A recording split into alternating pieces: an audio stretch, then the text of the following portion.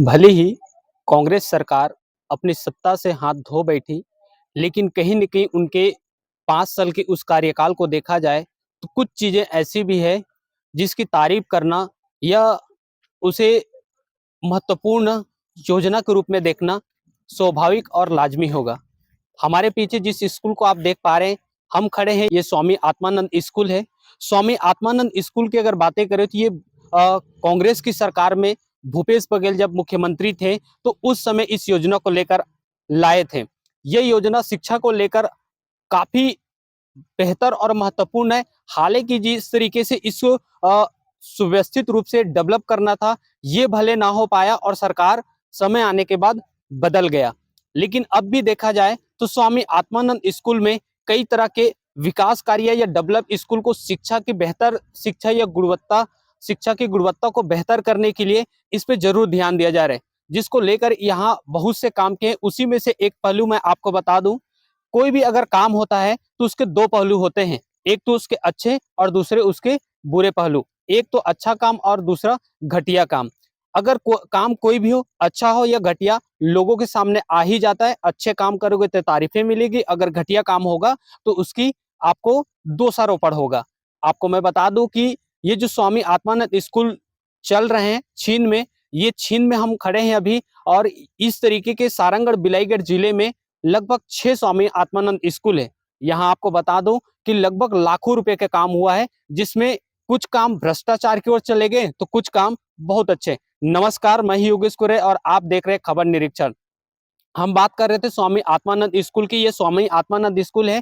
लगभग यहाँ सीएसआर मद से कुल 33 लाख रुपए का काम किया गया है, और इन 33 लाख रुपए के काम में बहुत से काम ऐसे हैं जो भ्रष्टाचार की ओर चला गया है। मैं आपको बता दूं कि लगभग इस जगह पे 10 लाख रुपए का स्टूडेंट फर्नीचर दिया गया है। हालांकि जानकारी हमें मिला कि इस जगह पे जो स्टूडेंट फर्नीचर लगे उसकी क्वालिटी तो इतना घटिया कहना ये मुश्किल है, क्योंकि कुछ अच्छे हैं और खराब भी हैं। लेकिन जिस हिसाब से काम को देखा जाए तो अब तक शायद 10 लाख रुपए का इस जगह पे फर्नीचर नहीं आया है। हो सकता है आगे आगामी दिनों में आ सकता है। लेकिन मैं इसमें एक चीज मैं बता दूं कि लगभग इसको 4 से 6 महीने से अधिक समय हो चुका, लेकिन अब तक स्वामी आत्मानंद स्कूल में सीएसआर मद से जिस काम को व्यवस्थित हो जाना चाहिए था, आज वो काम व्यवस्थित रूप से नहीं देखने को मिल रहा है। यह भी मैं आपको बता दूं कि चीन स्कूल में, स्वामी आत्मानंद के चीन स्कूल में आरओ लगा है, वाटर कूलर और आरओ लगे। ये भी लगभग 3 लाख रुपए का काम, 3 लाख रुपए की राशि से इसे लगाए गए। 4 वाटर कूलर है और 4 आरओ लगाए गए हैं। आपको बता दूं कि हो सकता है कि राशि जिस हिसाब से 3 लाख रुपए का है, उसमें थोड़ा ऊपर नीचे हो सकता है। लेकिन हम जब स्कूल आकर देखें तो स्कूल में आकर देखने के बाद ये बातें पता चला कि अब तक उसे व्यवस्थित रूप से नहीं किया गया। सिर्फ और सिर्फ जो ठेकेदार है उन्होंने स्कूल में लाके रख दिए। अब ये तो बात ठेकेदार जाने कि आखिर लगा के किसको देना है या सिर्फ उसे इस जगह पे पहुंचा के देना है। फिलहाल अभी आरओ इस जगह पे व्यवस्थित रूप से लगा नहीं, एक कमरे में बंद पड़ा हुआ है। आपको यह भी बता दूं, उसके बाद इस जगह पे एक एलईडी टीवी भी दिया गया है, जिसे एक तरह से आप टेक्नोलॉजी के माध्यम से बच्चों को पढ़ाया जाना है, अभी वो भी नहीं लगा है। इस तरीके से लगातार देखा जाए तो लगभग 35 लाख रुपए का काम स्कूल में किया गया है। आपको ये भी बता दूं कि लगभग 3 लाख रुपए के सीएसआर मद से बुक भी दिया गया है लाइब्रेरी के लिए। लेकिन सबसे बड़ी बात है कि जो लाइब्रेरी में जो बुक दिया गया है, उस बुक को देखने के बाद आपको लगेगा कि उसके आधे जो बुक है वो बच्चों के किसी काम के नहीं है।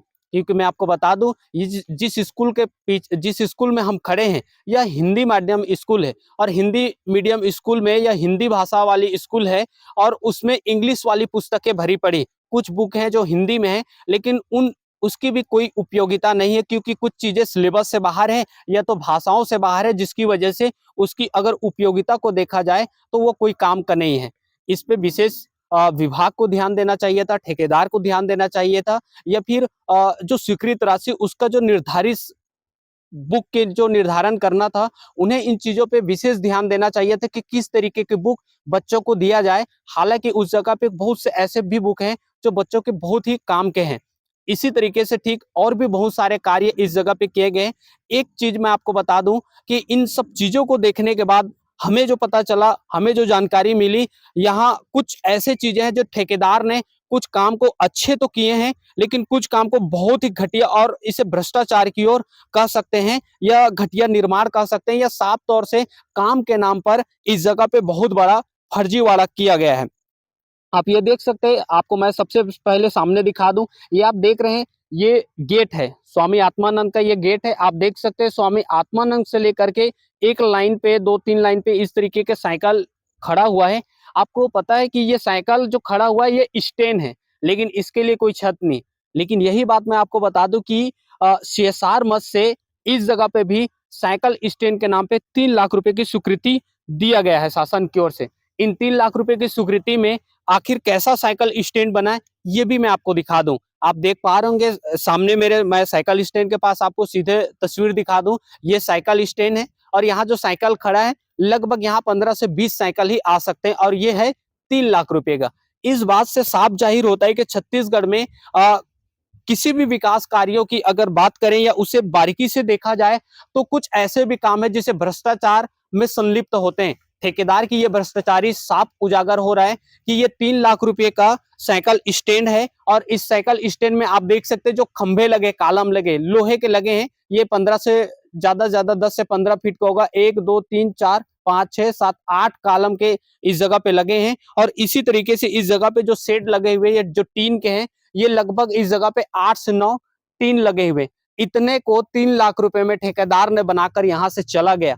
जबकि अगर सही अनुमान या सही अंदाजा लगाया जाए, या किसी भी व्यक्ति को पता है कि 3 लाख रुपए में अगर किसी साइकिल स्टैंड को बनाना, एक छप्पर खड़ा करना है, तो ये लगभग इस जगह से सैकड़ों साइकिल खड़े हो सकते थे। लेकिन ठेकेदार की जो लापरवाही कहें या उसकी भ्रष्टाचार कहें, कि उनका जो साफ दिखाई दे रहा है कि ये 3 लाख रुपया में एक छोटा सा काम करके यहाँ से चला गया।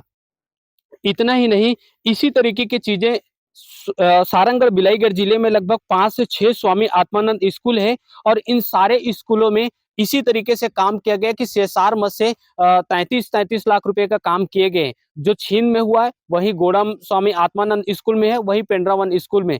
तो कहीं ना कहीं देखा जाए कि जो साइकिल स्टैंड को अगर बातें किया जाए, तो गोड़म में भी इसी तरीके को देखने को मिला कि वहां पे भी जो साइकिल स्टैंड बना है, इसी के अनुरूप में इतना ही छोटा बना हुआ है, जो कि एक 3 लाख रुपया को पूरी बर्बादी की ओर ले गया। यह साफ शब्दों में कहे कि ठेकेदार ने इस पे फुल फायदा उठाया, या ठेकेदार इसे गटकने के लिए किसी प्रकार का कोई भी कसर नहीं छोड़ा है।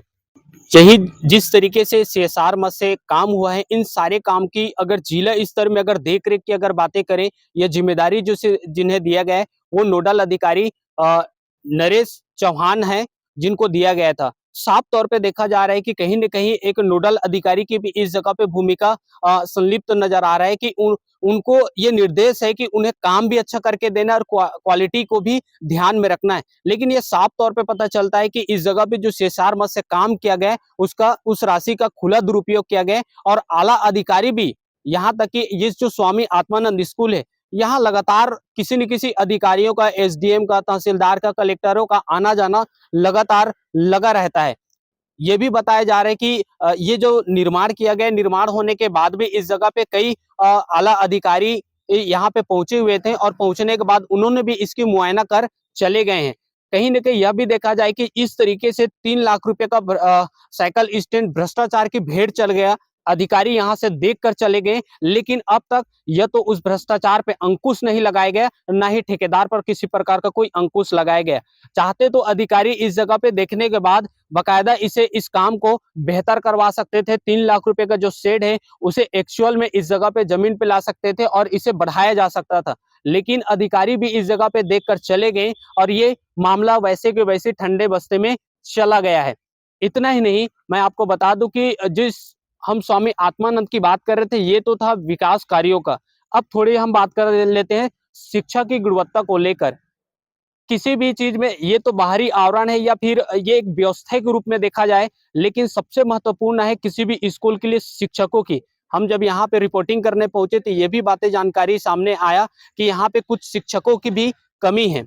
यहाँ कुछ शिक्षकों भी कमी है, जिसका लगातार प्राचार्य के माध्यम से और विभागीय तौर पे कई बार अवगत कराए गए, लेकिन अब तक उन्हें शिक्षक मुहैया नहीं कराए गए। बताया जा रहा है कि हिंदी सब्जेक्ट के लिए 2 टीचर की आवश्यकता है, लेकिन उनमें एक है, और एक फिजिक्स के जो टीचर हैं उनके लिए 2 टीचर की आवश्यकता है। फिजिक्स के जो बच्चे हैं उनको 2 टीचरों की आवश्यकता है, लेकिन उनमें एक भी नहीं है।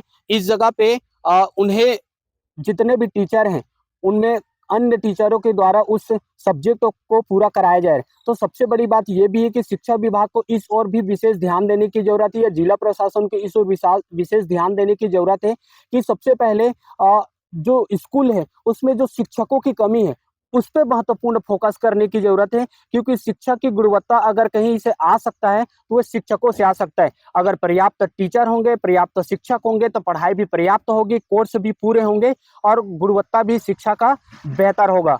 समाचार आपको अच्छे लगे तो चैनल को लाइक, सब्सक्राइब, शेयर जरूर करें। धन्यवाद।